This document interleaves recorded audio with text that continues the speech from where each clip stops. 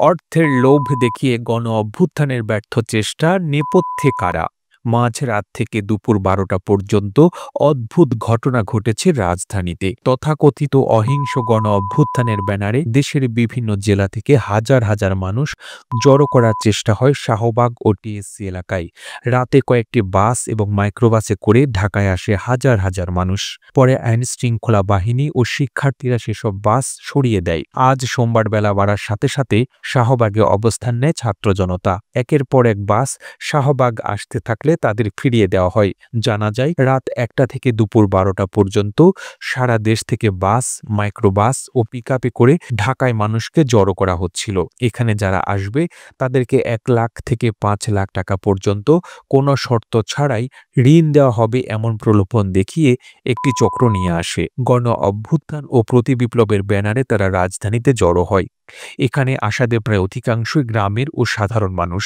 পরে ঢাকা বিশ্ববিদ্যালয়ের প্রক্টোরিয়াল বডির সদস্যরা, আইনশৃঙ্খলা বাহিনীর সদস্য ও শিক্ষার্থীদের সহযোগিতায় পরিস্থিতি নিয়ন্ত্রণে নেন। টিএসসি কিংবা শাহবাগ অবরোধের উদ্দেশ্য ছিল উপস্থিতিদের সেখানে দাঁড়াতে না পারলে প্রধান উপদেষ্টার বাসভবন যমুনার সামনে অবস্থান নেওয়ার কথা ছিল বলেও জানিয়েছেন কেউ কেউ। এই বিষয়ে নারায়ণগঞ্জ থেকে আসা এক নারী বলেন, আমরা গরিব মানুষ, আমাদেরকে ১ লাখ টাকা করে দেবে বলেছিল। এরপর মাসে ৩,০০০ টাকা করে কিস্তি দিয়ে সেই টাকা পরিশোধ করতে বলেছিল। সেজন্যই এসেছি। তবে কে তাকে টাকা দেওয়ার আশ্বাস দিয়েছিল সেটা নিশ্চিত করতে পারেননি। এই বিষয়ে তিনি বলেন, আমাদের ফর্ম পূরণ করিয়ে নেয়। এরপর আমরা এখানে এসেছি। ঢাকায় আসা ব্যক্তিদের থেকে পাওয়া টোকেনে অহিংস গণ অভ্যুত্থান বাংলাদেশ নামে যে সংগঠন রয়েছে তার আহ্বায়ক মোস্তফা আমিন নামে একজনের তথ্য দেওয়া থাকে।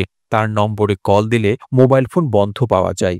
একই সঙ্গে টোকেনে যে ঠিকানা দেওয়া হয়েছে সেটিও ভুল। সমাবেশের এই প্রচারণা চালায় জিয়াউর রহমান, মাহবুবুল আলম চৌধুরী, জালাল উদ্দিন আহমেদ, কামাল হোসেন আজাদ। তাদের নম্বরে কল দিলেও বন্ধ পাওয়া যায়। পুলিশ জানিয়েছে একটি চক্র কৌশলে রাতের আধারে ঢাকার শাহবাগ ও ঢাকা বিশ্ববিদ্যালয় এলাকা সহ বিভিন্ন এলাকা দখলের পায়তারা করেছিল। প্রধান উপদেষ্টার কার্যালয় ঘেরাওয়ের পরিকল্পনাও ছিল তাদের। প্রলোভন দেখানো বেশ কয়েকজনকে আটক করেছে পুলিশ। ভুয়া গণ অভ্যুত্থান ও প্রতিবিপ্লবের ডাক দেওয়া চক্রের হোতাদের খুঁজে বের করার চেষ্টা করছে আইনশৃঙ্খলা রক্ষাকারী বাহিনী। প্রতিবেদনটি ভালো লেগে থাকলে আপনার ফেসবুকের টাইমলাইনে এখনই শেয়ার করুন। সেই সঙ্গে বিশ্ব বাংলার ফেসবুক পেজটিকে ফলো করুন ও বিশ্ব বাংলার ইউটিউব চ্যানেলটিকে সাবস্ক্রাইব করুন। আর আপনি বাংলাদেশের কোন জেলা থেকে এই ভিডিওটি দেখছেন আমাদের কমেন্ট করে জানান। আমরা পরবর্তী ভিডিওতে আপনাকে ধন্যবাদ জানাতে ভুলব না। এতক্ষণ বিশ্ব বাংলার সাথে থাকার জন্য অসংখ্য ধন্যবাদ।